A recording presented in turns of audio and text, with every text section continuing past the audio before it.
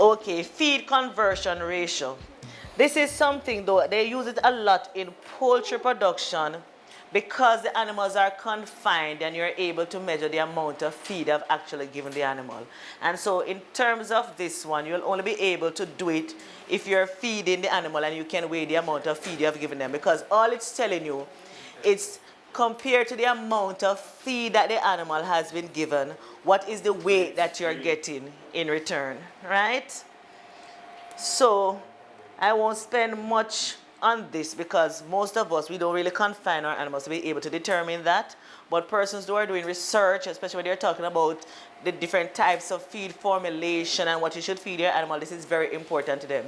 And especially if they're doing breeding too as well, sometimes you want to can say your animal, just like how we say, our little local goat is able to convert the feed, the low quality feed, into much better use than probably one of the other animals. Or sometimes they will say sheep probably, or which if it's goat, is better able to convert low quality feed to meat, right? So when they're doing research and they're talking about breeding and selecting animals, this is also an important factor that they look for, because you don't want to be feeding an animal that can't convert the feed to meat. Or if you're giving too much feed just to put on a little pound, right? So that is important as well. All we're trying to say is that when you have your animals, there are various things that are affecting their growth, right? And you need to pay attention to this part of it, because this is what is going to guide you in filling out that sheet or understanding that sheet, right? So we say we have our animals, whether it's goat or whether it's sheep. And there are things that affect, from research that they have done, there are things that affect the growth of this animal, right? From the chart, what are we seeing? Interpret the chart for me.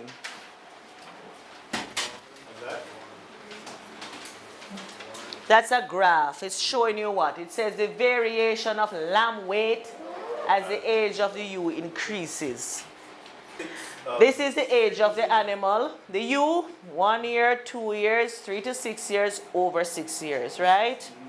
The colors of the graph is 1 born, 1 weaned, or 2 born and 2 weaned, right? So for an animal that is 1 year, we're seeing that the weight of the animal in terms of 1 being born and 1 weaned is higher than 2 born and 2 weaned. So we're saying if we have a 1-year-old animal, the probability of us getting just 1 kid is probably higher in that region, right? If we look at a 2-year-old animal, sorry, the weight of the animal.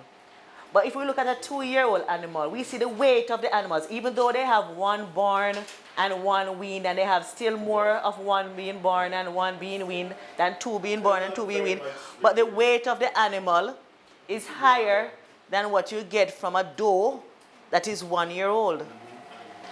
When the animal reaches 3 to 6 years of age, it is showing that the weight of the animal is even higher than the weight of the offspring is even higher than those coming from a 1-year-old or those coming from a 2-year-old.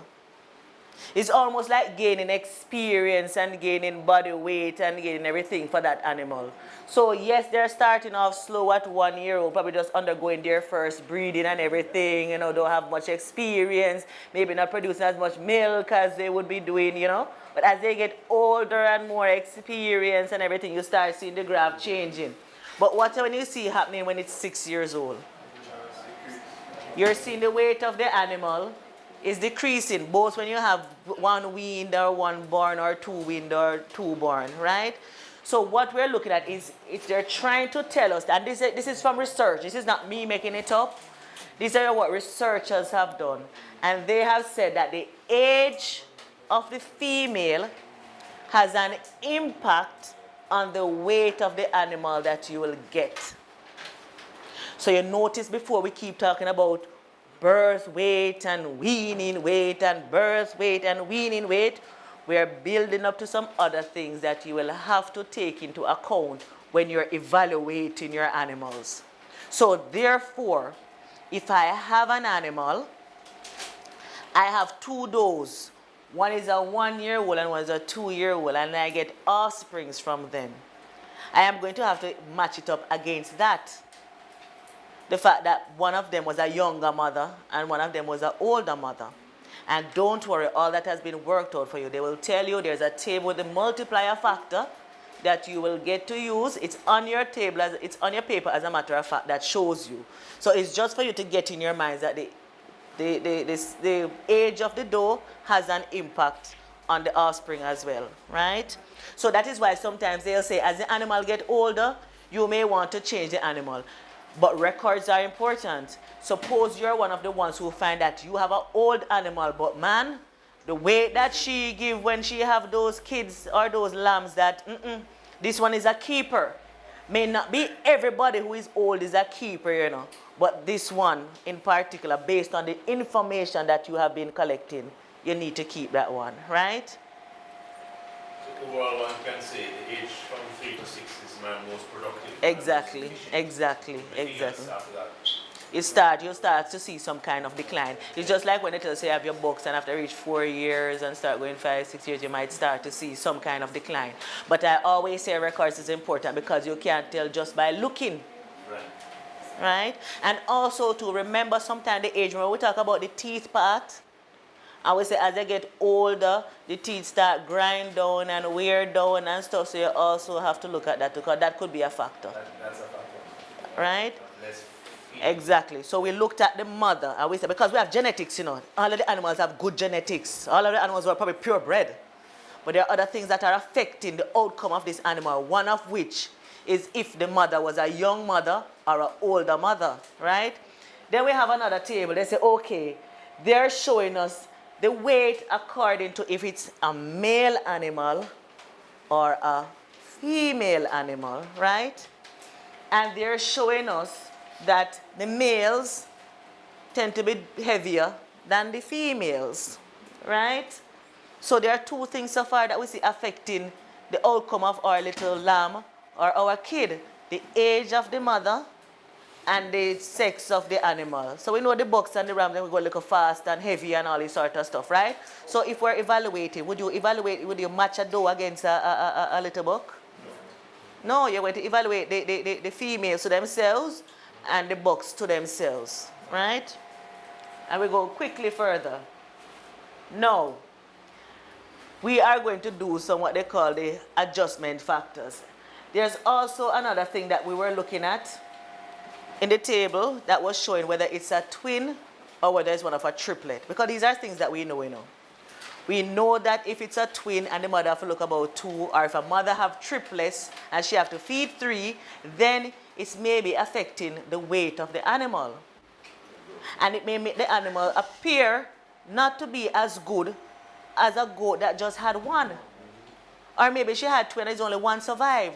So here you now looking, because this is your eyesight now, Yes, that goat look big.